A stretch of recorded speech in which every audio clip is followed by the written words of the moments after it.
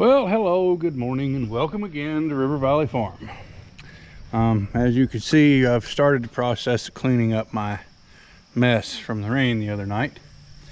I had other plans for today, but anyway, those kind of broke down, so now deciding what to do with this mess is next. Yeah. So anyway, I don't know. I've got all the bales picked up and the loose bales picked up. But anyway, trying to decide now what else I should really do here. If I should just wait till this afternoon and see what a tedder does to windrow, or if I should just go on about picking it up loose and then throwing it over the hill here.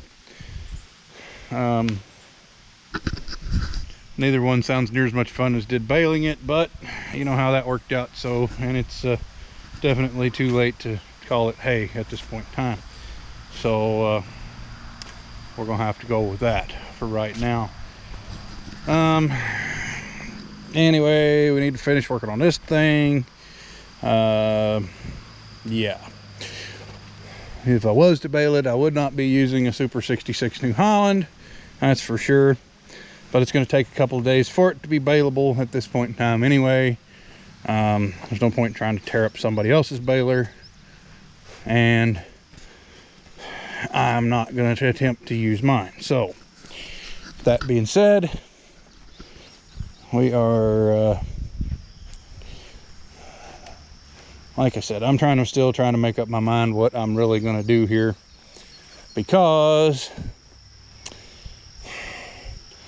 I don't know if tedding it out is still going to be too thick and lay and cover and smother the alfalfa that's there, or what. Only one way to find out, and I guess that's to ted it out or to go down there and inspect and see. Yeah, go down there and walk and look and see what it looks like under the windrows. I guess I should have done that a little bit ago when I was down there picking up bales, but I didn't. So let's go do that. Hopefully we don't break our leg in a groundhog hole or something.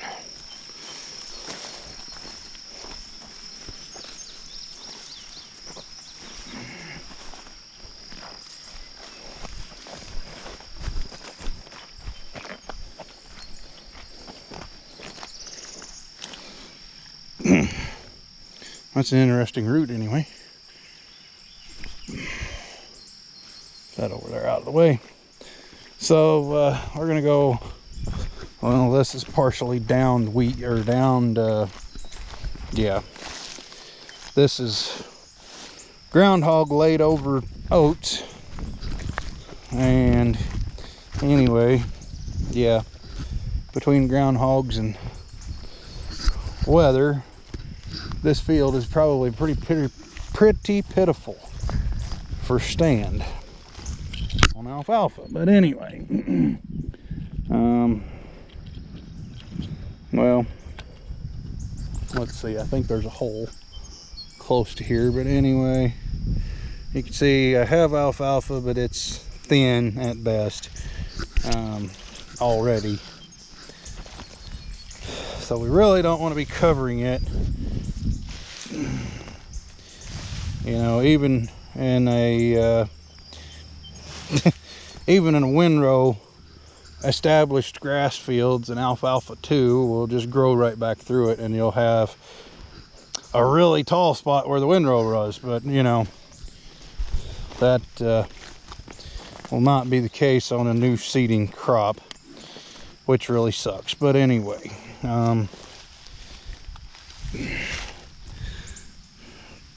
yeah, we're gonna have to do something with this.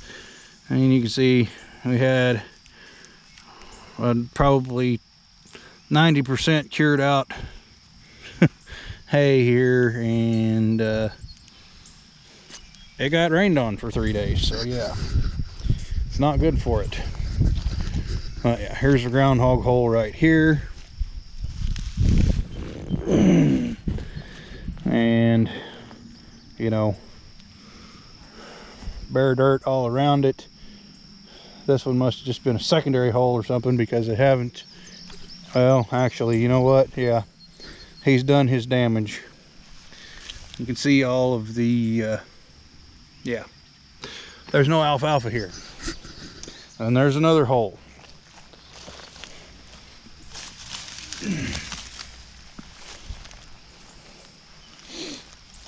And a deer track, pretty good sized one.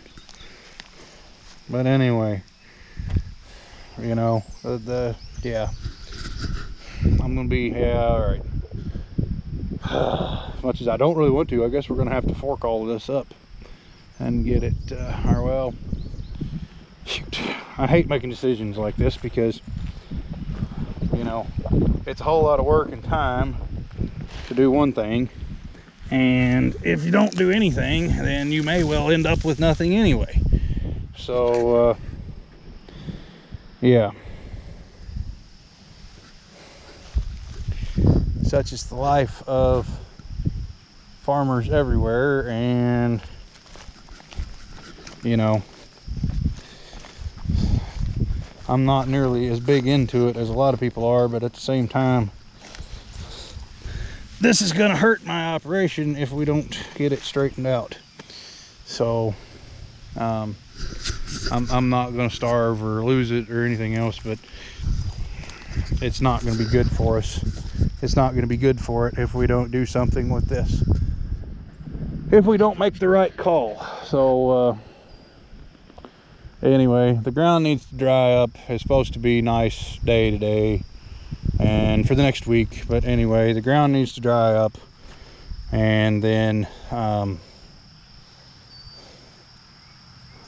yeah, the ground needs to dry up a while. So probably this afternoon we'll get out here and do something with this. I don't know what yet, but something. So anyway, in the meantime, I'm gonna go mess with the hay tedder and see if I can come up with a way to make 1 3/8 to 1 inch bushing to put in that, to put in those wheels and make that thing better. So yeah. All right, so we're back to this deal again, and this is the best thing I can come up with. There's a piece of 1 inch iron pipe for right now, and it's gonna have to do. I got 3.5 inch nipples. I cut them down to 2 inches, because that's about what we got down here on the thing. It'll take up on the spindle. It'll take up some of the slop, maybe not all of it, but enough that we should be able to at least run the thing again without eating up the spindle. So you know, sometimes projects are just never done, right? Well, anyway, it was a pretty peaceful trip around the field with that thing, fairly anyway. So yeah, we'll look at this and see what we got up here. Will be no trouble at all. I mean, you can see plenty of green stuff showing through what we tedded out. Down this way, however, has me a little bit concerned. Excuse the wind if it's bothering anything, but anyway, I like wind right now. Wind is a wonderful thing. So this is twice over with the tedder, and then you can see there's stuff poking through. So I think for the most part we'll be all right. Like I said, it's supposed to be dry for the next week, so how'd that get like that? Anyway, it's supposed to be dry for the next week, so if I catch it a minute and it's not looking decent, I will rake it up and get rid of it. But and it'd be really nice now after I've did this if it came on a shower of rain and beat it back into the ground, beat all this stuff down again. But anyway, we'll have to let it go for what it is. Down here where it was a little heavier, which that sycamore tree there, it really needs to go away for this field to work. But anyway, beside the point. Down here where it was thicker, it's not too bad. Yeah, down here where it's thicker, it's not too bad. I think it'll come back. But like I said, I'll have to keep an eye on it, see what's going on here. So yeah, I guess next up is to get the tedder back to the barn, and then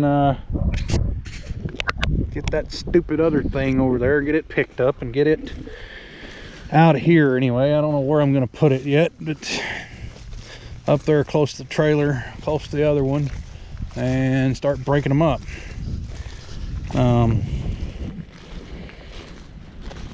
Anyway, if anybody wants any parts, speak now or forever hold your peace. I've got a gentleman that wants the wad boards out of both of them, so this thing here, and I got to get back with him. He's in Michigan, but anyway, we'll see what we can do. So yeah, thanks for watching, and I'll be back another day, hopefully with either a torch or another baler, maybe, because the way scrap is right now, this thing and that other one up there, plus what I've already got on the scrap trailer, probably go a long ways to buying a hay baler. Probably.